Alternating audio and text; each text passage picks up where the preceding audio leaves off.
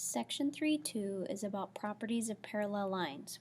So the first page of your note-taking guide is all postulate or theorems regarding those angles. Postulate 3.1, the same side interior angles postulate, says if a transversal intersects two parallel lines, then same side interior angles are supplementary. So in your picture, if I have two parallel lines that get cut by a transversal, then my same side interior are going to add to 180. So 4 and 5 would add to 180, and 3 and 6 would add to 180. The next theorem is the alternate interior angles theorem. It says if a transversal intersects two parallel lines, then alternate interior angles are congruent. So if I have two parallel lines, my alternate interior angles would be equal to each other. So 4 and 6 would be congruent, and 3 and 5 would be congruent. Corresponding angles theorem says if a transversal intersects two parallel lines, then corresponding angles are congruent. So here are my parallel lines. Corresponding angles would be 1 and 5, so 1 and 5 would be congruent, or 4 and 8, so 4 and 8 would be congruent, 2 and 6, 2 and 6 are congruent, and then 3 and 7. Alternate exterior angles theorem says if a transversal intersects two parallel lines, then alternate exterior angles are congruent. So here are my parallel lines. Alternate exterior would be congruent. So 1 and 7 are congruent, and 2 and 8 are congruent. So the only special one is the same side interior angles, and that's the only one that's supplementary. The other three are congruent. Let's see what that looks like. So the first example says the measure of angle 3 is 55 degrees. So I went ahead and labeled that as 55 degrees. Then it says which angles are supplementary to angle 3, and how do you know? Well, the first theorem that we just got done talking about was the same side interior angles theorem, and it said that any same side interior angles are going to be supplementary. So the first thing you may want to do is look to see if I have same side interior angles. So I know that 3 and 8 would be adding to 180 because of same side interior angles postulate. Then the next thing is I also see that I have a lot of linear pairs forming with angle 3. So I could say 3 and 2 add to 180 because of the linear pair postulate. So remember, they form a straight line, so they're going to be a linear pair. I also see that 3 and 4 form a linear pair as well. And then last, you could say 6 is congruent to 8, so that means that 3 and 6 would also be supplementary.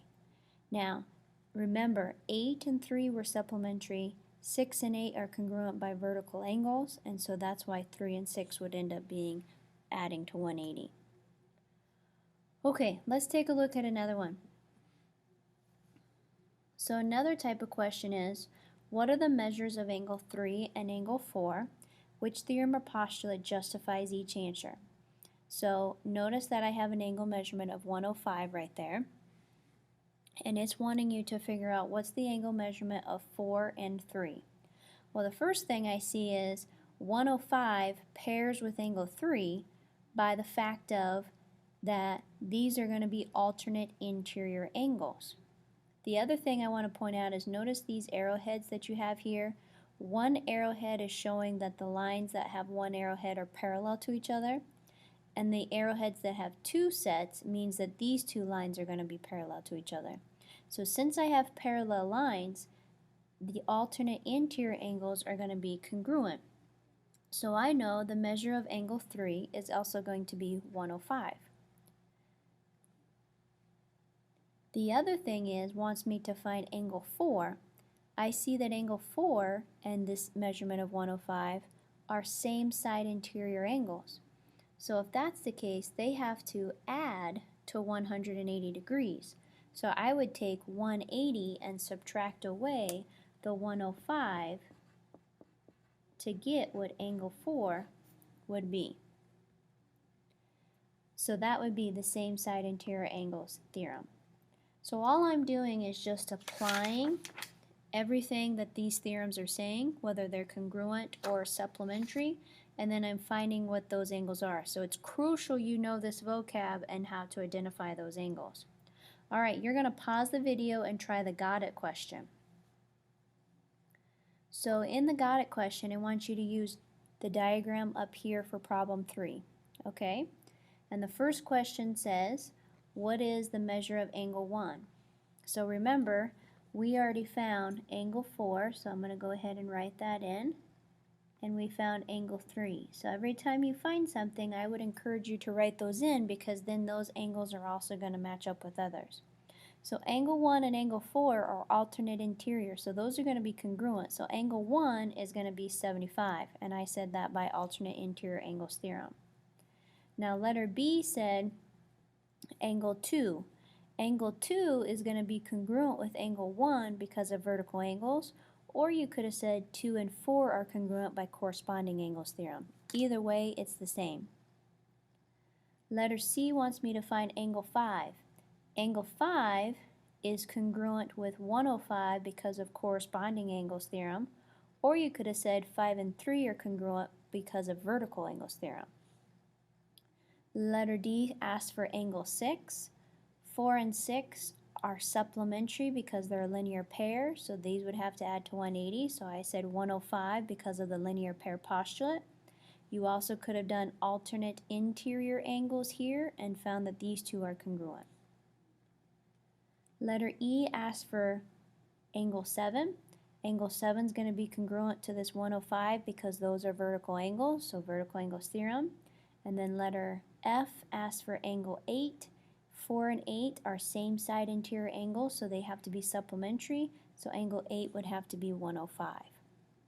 So it's very crucial that you know your angles, because you will struggle if you cannot identify them. So you want to make sure you know what those angles are, and then you can apply their theorems if they're supplementary or congruent. Okay, let's take a look at another one here. So it wants me to find what's the value of y, and it gives me a visual. So I see that we have some parallel lines here, and I see that this angle is 40 and this angle is 80. So then I start trying to decide, what things do I know?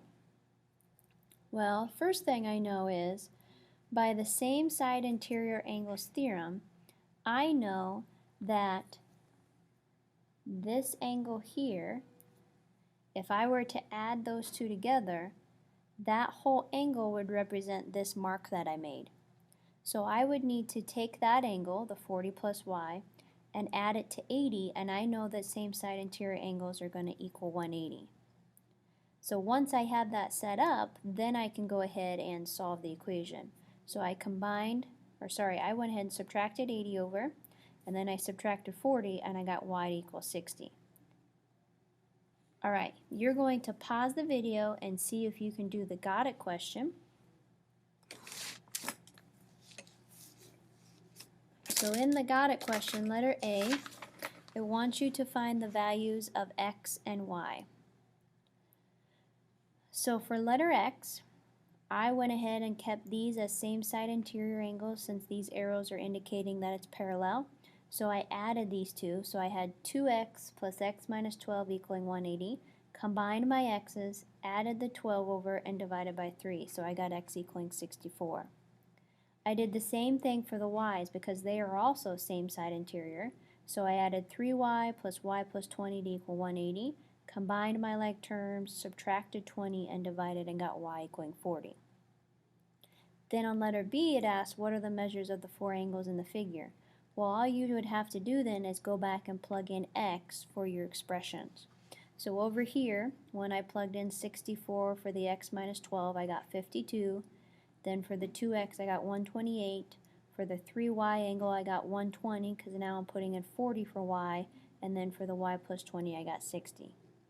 So for some of these where they start giving you different shapes, just make sure that you're looking at it and still in terms of same side interior, alternate exterior, corresponding.